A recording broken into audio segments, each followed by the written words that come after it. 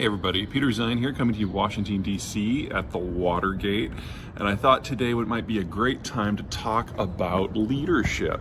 Now I'm going to do a whole series of these while I'm in town, and you'll be seeing them over the next couple of weeks, but I wanted to start with the issue of the day, and that is Chairman of the CCP, Xi Jinping in China, is currently in the middle of his party congress that happens every 5 years, and the debate in the China watching world is whether he's going to make himself president for a third term or just dictator for life.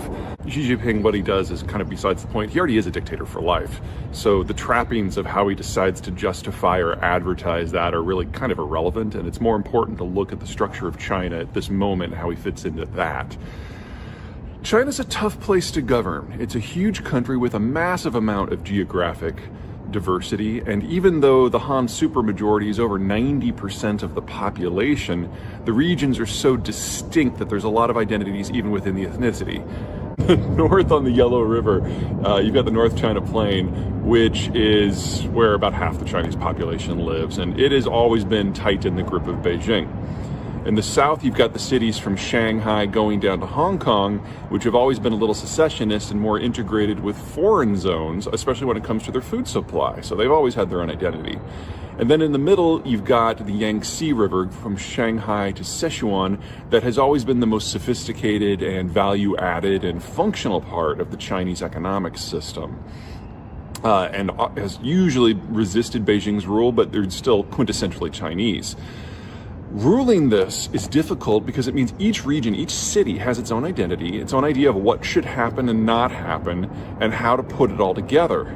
And then in Beijing, you've got the emperor who has to manage all of this, and it means that China tends to oscillate wildly between two conflicting visions. On the one hand, there's local autonomy. You've got the locals who are determining what happens. They have a saying in China that the emperor is far away. And so the Chinese system tends to spin apart into dozens of competing systems. On the other hand, you've got the emperor who tries to hold it all together and tends to over-centralize as a result. And combining those two themes means that China has the most war-torn and internecine, conflicting history of all of the major cultures of all the world. Now, in the leadership years before Xi, this is not Mao, but his successor Deng Xiaoping, and moving on from them, there was this idea that there had to be a degree of balance. So leadership involved the south, the central sections, and the north, although the north was very clearly in charge, and the center was very clearly in the second position.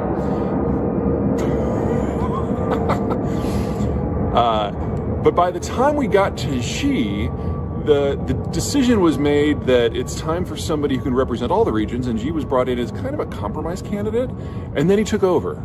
In his first 5-year terms, it was a massive, what he called an anti-corruption campaign, but it was really a purge of all the competing power centers throughout the party and throughout the system. And whether you had a different view of what China should be or how to get there, you were kicked out. And if you were a local regional power boss, you were brought to heel. In the second 5-year term, Xi went after everyone who agreed with him to make sure that no one was capable of independent thought in his area. And that has made him the most isolated world leader on the stage right now, arguably the most isolated in Chinese history, and he's now more shut off from everything and all sources of information than even the Kim dynasty of North Korea. And so we are seeing catastrophic policy decisions being made in economics and trade with COVID and security. And for the bureaucracy, you kind of go one of two ways. Option number one is you are a true believer, and you think that Xi is the second coming, and so when you see him say something, you snap to and do your interpretation of it in the most zealotous way you can come up with. This is one of the reasons why the lockdowns in places like Hong Kong have gotten so extreme, and why you've got some idiots out there who are sanitizing airport runways because they think that's what Xi wants them to do to fight COVID. But the vast majority of the bureaucracy, knowing that if they get brought to Xi's attention, good or bad, it could be a disaster, they just don't do anything unless they're specifically told. So we're seeing a seizing up through the entire system because we have a leader that is so disconnected from everything. He's making decisions without any information whatsoever because nobody wants to bring it to him. And that means that the Chinese system now, its greatest threat, the greatest threat to the Chinese system, the greatest reason to expect the Chinese system to collapse in the foreseeable future, is the leadership. We think we have a problem in the United States going back and forth from W to Obama to Trump to Biden and all the issues and inconsistencies with that. It's nothing compared to the complete information lockdown that now exists at the very top in the Chinese system. Okay, next time I'm sure we're gonna have to talk about Putin because, wow. All right, everyone take care. See you soon. Hey everyone, Peter Zeihan here, still in DC, coming to you from the Kennedy Center. We're talking about leadership, and the next person I wanted to talk about is Vladimir Putin. Now, ruling the Soviet system / Russian system isn't nearly as much of a challenge as you might think. Yes, you've got billions of restive minorities. Yes, your national security strategy rests upon basically enslaving them and turning them into cannon fodder, but you do so via a very simple method. You use an intelligence service that infiltrates everything within your country, and whenever there is a hint of dissent, you stamp it out lethally and quickly. And when you have a system like that, you basically base your government on information control. And as long as the security apparatus is functioning, you can then press gang the entire population to do whatever you want. It's not particularly efficient from an economic point of view, but Russia has existed for nearly 4 centuries in its current form, more or less, and it put into position a kind of strategic stability within the country that is fairly durable.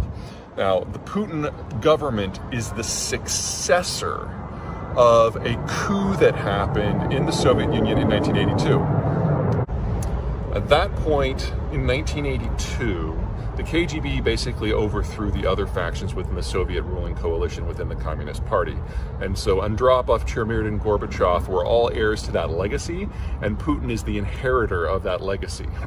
Now you combine that concentration of power with the collapse of the educational system in the Soviet system around 1986, with the country's demographic collapse, and it means that the total elite throughout the entire Russian system is only about 130 people, and Putin has had 23 years to basically purge it down to the people that he feels he can trust. So if Putin were to slip in the shower and fall into some duct tape and sit in a chair and throw himself into a pool, we probably wouldn't have any serious policy changes because everybody who's left is more or less on the same page. Okay, so with an elite that is that concentrated and that small, the capacity to manage the entire system is limited. Now, this isn't quite as bad as it is in China. I mean, China's a one-man show now, and even if Xi Jinping were the smartest person on the planet, he still wouldn't be able to micromanage everything in the system, and that's why we're seeing the policy ossification and cracks forming throughout the entire Chinese system. That's not that bad in Russia. But Putin has had to reach out to manage this system by allying with other factions. At one point, there was a bunch of technocrats like the former finance minister Kudrin, but more reliably, he's partnered with organized crime. This is one of the reasons why the Russians have proven to be so troubled in cyberspace until very recently. So you've got this concentration of power, which urges corruption, that is partnered with organized crime, which loves corruption. And as a result, the whole system is cracking apart. Putin himself, in part because he doesn't, man, I don't know how people live here.